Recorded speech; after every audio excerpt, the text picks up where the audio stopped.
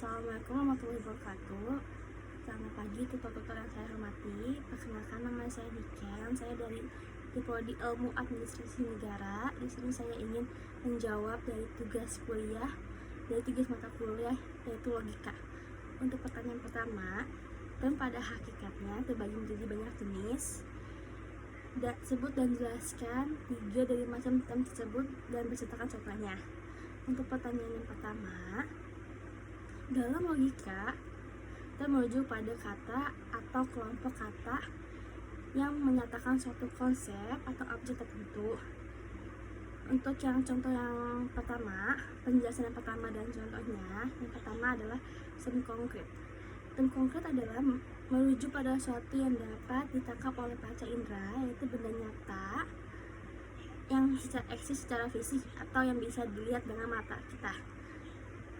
Untuk contohnya adalah meja, rumah, dan buku. Yang kedua, term abstrak. Term abstrak mengacu pada sesuatu yang tidak dapat dilihat atau disentuh secara langsung. Biasanya berupa gagasan, konsep, atau sifat. Contohnya adalah keadilan, kebebasan, dan kecerdasan. Untuk yang ketiga,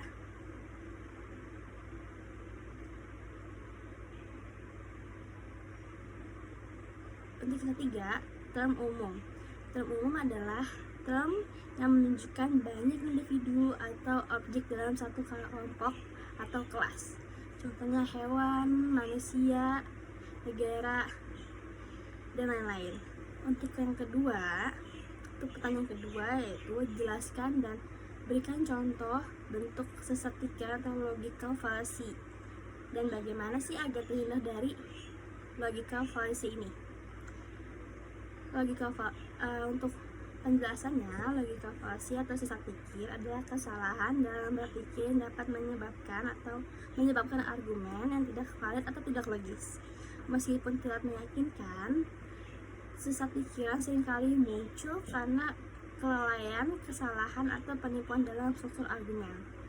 Contohnya yaitu ad hominem, yaitu menyerang karakter atau sifat pribadi seseorang daripada membahas argumennya. Contohnya, kamu tidak bisa mempercayai pendapat John tentang ekonomi. Dia kan cuma seorang pemuda yang belum berpengalaman. Itu contohnya. Yang kedua, strawman, membuat argumen lawan menjadi lebih lemah atau tidak akurat lalu menyerang versi yang sudah dilemahkan itu. Contohnya, orang yang menentang hukuman mati pasti berpikir bahwa semua pembunuh harus dibebaskan.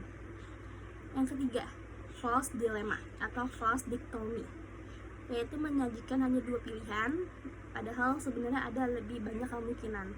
Contohnya, kamu harus memilih antara mendukung kebijakan atau menjadi musuh negara.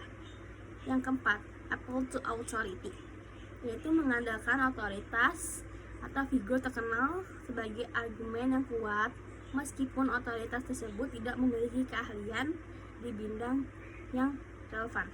Contohnya, Dr. Ani mengatakan bahwa vaksin tidak efektif, jadi pasti itu benar.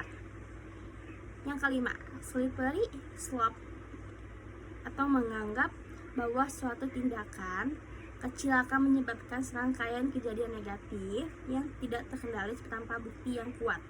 Contohnya, jika kita mengizinkan beberapa jenis tanaman ilegal, maka suatu saat nanti kita akan membolehkan semua jenis obat terlarang. Cara menghindari dari logical fallacy ini adalah: 1. Analisis dengan kritis. Yang kedua, menggunakan bukti yang valid. Yang ketiga, berpikir terbuka. Keempat, hati-hati dengan emosi. Dan kelima, periksa sumber informasi. Dengan memahami dan menghindari logical fallacy ini, kita dapat berpikir lebih jernih dan membuat keputusan yang lebih rasional. Dari itu, terima kasih dan assalamualaikum warahmatullahi wabarakatuh. Selamat pagi.